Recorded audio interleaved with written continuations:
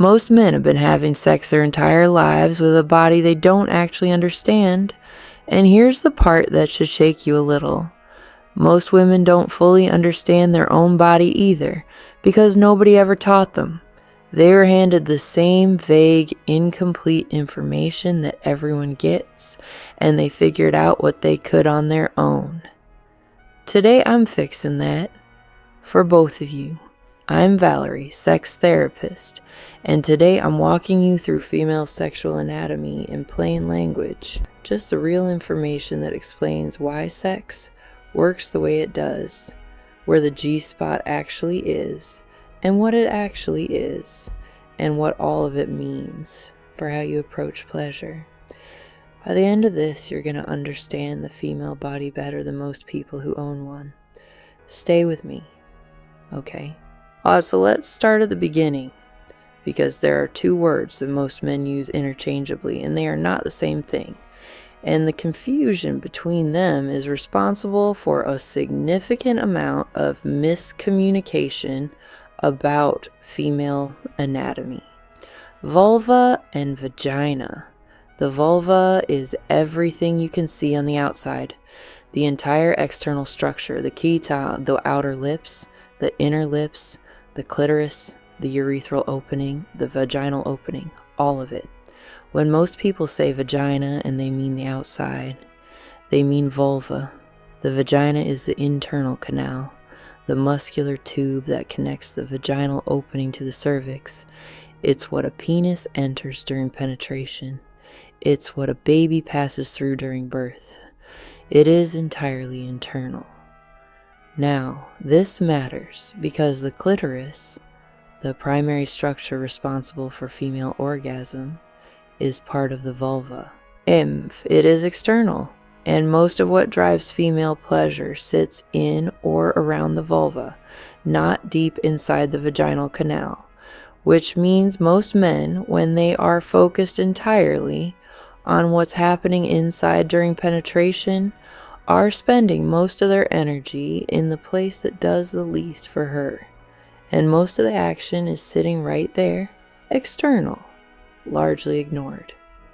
You see, the word vagina has become a catch-all term for the entire female genital region in a way that has genuinely distorted how men approach female pleasure. When you understand that the clitoris is part of the vulva, that it sits externally, requires external attention, and is the primary driver of orgasm for most women, the whole landscape of what good sex requires shifts immediately. Alright, so the vulva, let's break it down. At the very top, now above the vaginal opening sits the clitoris. Below that is the urethral opening, the end of the tube that carries urine out of the bladder. Below that is the vaginal opening. Below that, further down, the anus.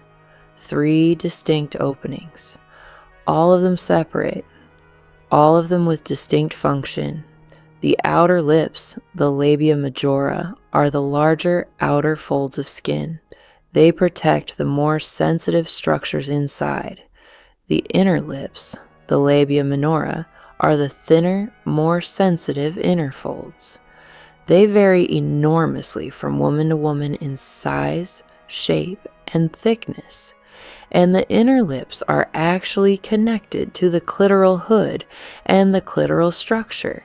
They're part of the same system, which means that when you stimulate the inner lips, you are stimulating tissue that is directly connected to the clitoris. Remember that. And it matters when we talk about technique. Now, the clitoris, because this is where most of what you think you know is incomplete. And the incomplete version is what's been limiting your understanding of female pleasure since the beginning. What you can say. The small, rounded tip sitting at the top of the vulva, beneath a protective fold of skin called the hood or prepuce, is only the very beginning of the clitoral structure. The visible external glands, the tip of something much larger. The full clitoris extends internally. It has a shaft that runs upward from the visible tip beneath the surface of the skin. From that shaft, 2 arms called crura extend backward and downward along the pubic bone on both sides. And 2 additional structures called vestibular bulbs run alongside the vaginal walls on both sides. While all of this is erectile tissue, all of it fills with blood during arousal. All of it becomes engorged, sensitive, and alive. You see, the clitoris is embryologically identical to the penis. When a fetus is developing in the womb, for the first 8 weeks, it has no defined genitalia. What it has is undifferentiated tissue that will become either a penis or a clitoris, depending on the chromosomes present. The same tissue, the same precursor structures, developing into homologous forms, which means the clitoris and the penis are the same organ expressed differently. The visible tip of the clitoris is the equivalent of the head of the penis. The clitoral hood is the equivalent of the foreskin. The internal arms and bulbs are the equivalent of the internal erectile tissue that forms the shaft and base of the penis. And just like the penis, the clitoris contains an extraordinary density of nerve endings. In fact, the clitoral glands, that small visible external tip, contains roughly 8,000 nerve endings, which is significantly more per square inch than anywhere else in the human body, male or female, which is why it is the primary driver of female orgasm, and which is also why direct, unwarmed stimulation on the exposed tip can tip rapidly from pleasure into overwhelming sensitivity or even discomfort. Now, here is what this means practically.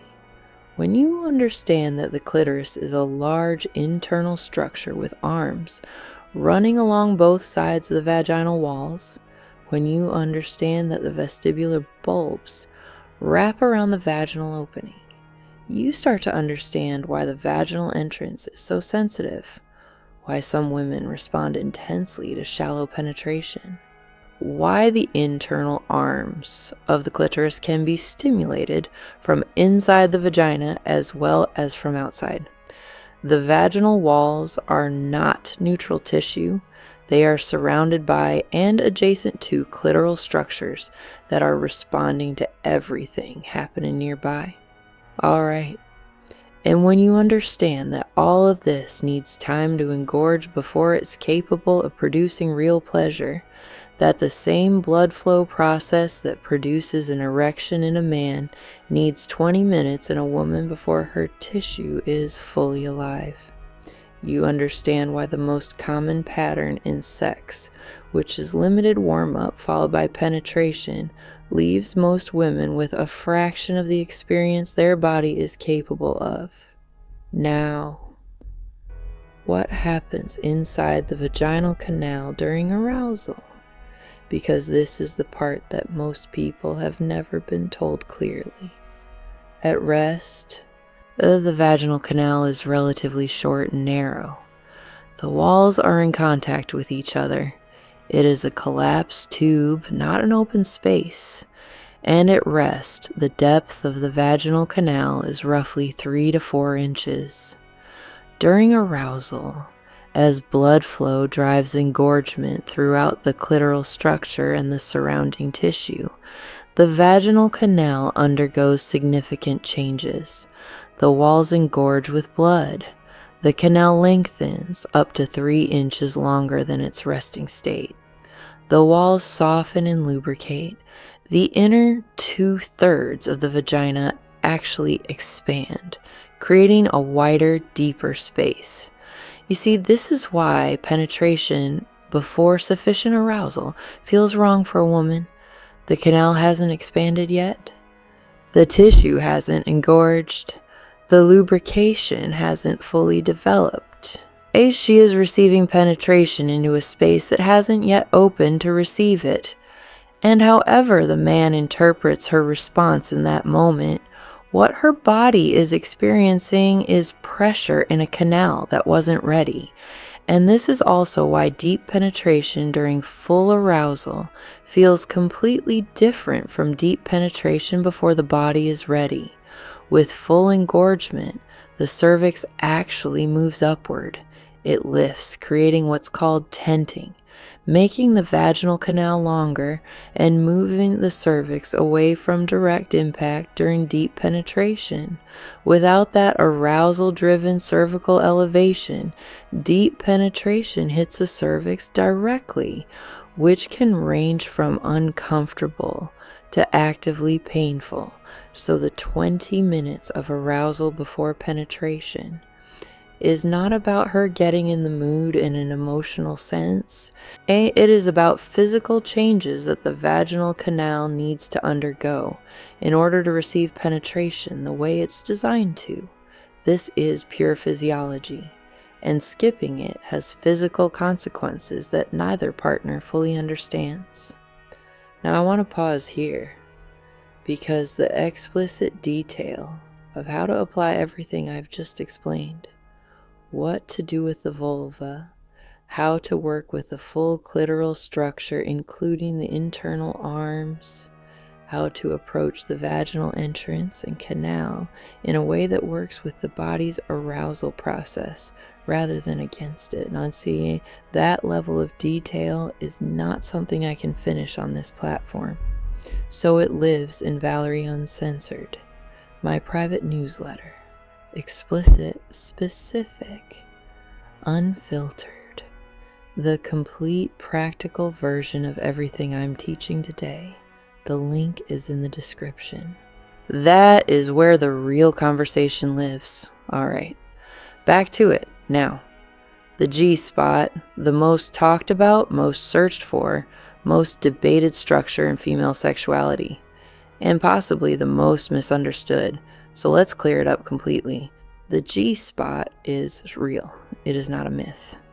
But it is not a distinct anatomical structure the way the clitoris is a distinct structure.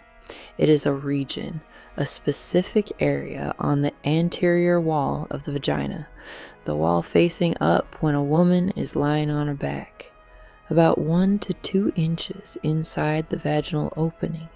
And what makes this region special is what sits just behind it, the Skene's glands, also called the paraurethral glands, also sometimes called the female prostate, because that's essentially what they are. Just as the male prostate sits around the male urethra and fills with fluid during arousal, the Skene's glands sit around the female urethra and fill with fluid during arousal. They are embryologically homologous to the male prostate. Same developmental origin, analogous function, similar fluid composition. You see, when you press on the G-spot region from inside the vagina, with your finger curled toward the front wall, toward the pubic bone, you are pressing on the vaginal wall that sits directly over these glands.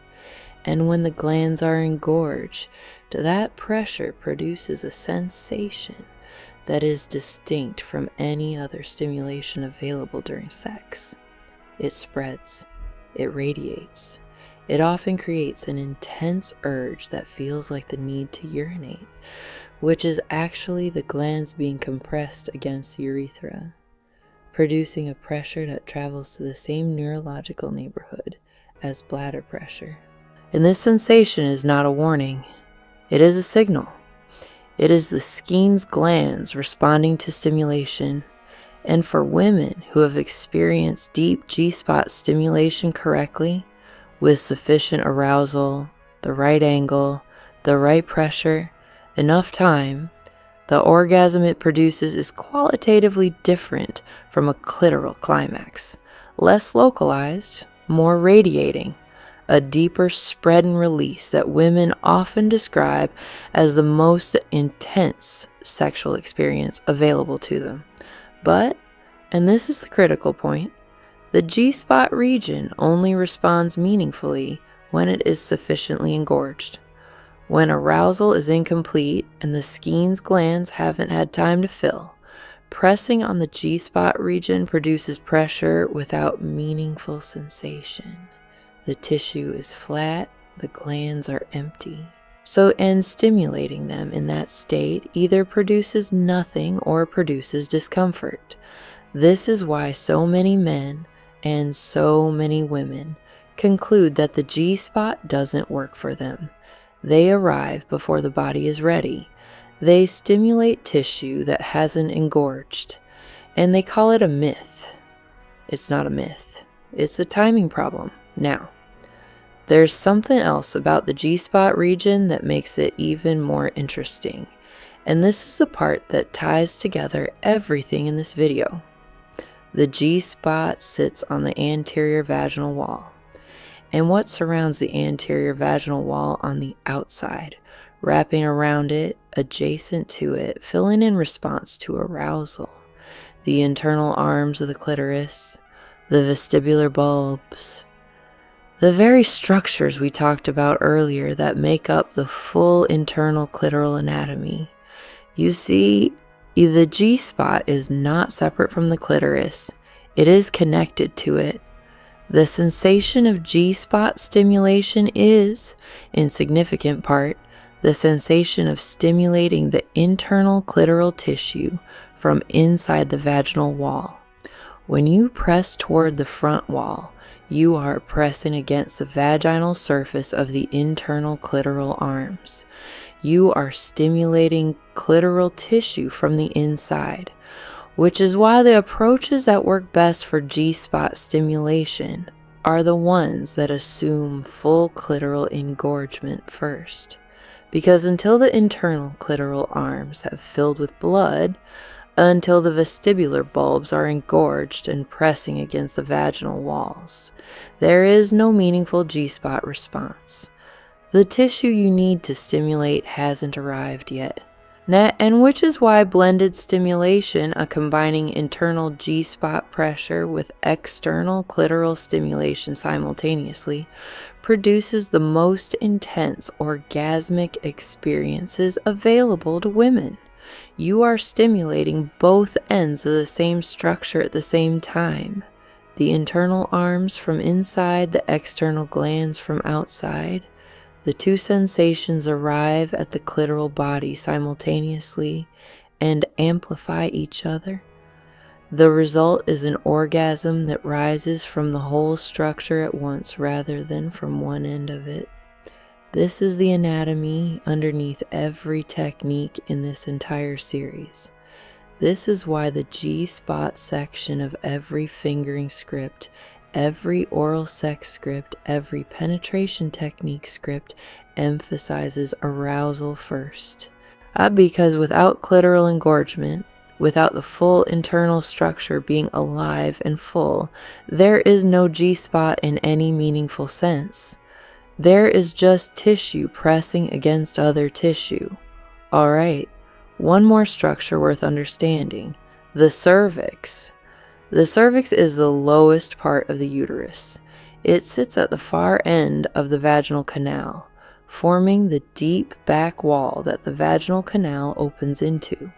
It is muscular, roughly circular, and in most women it protrudes slightly into the vaginal canal. You can sometimes feel it as a firm, rounded structure at the deepest end.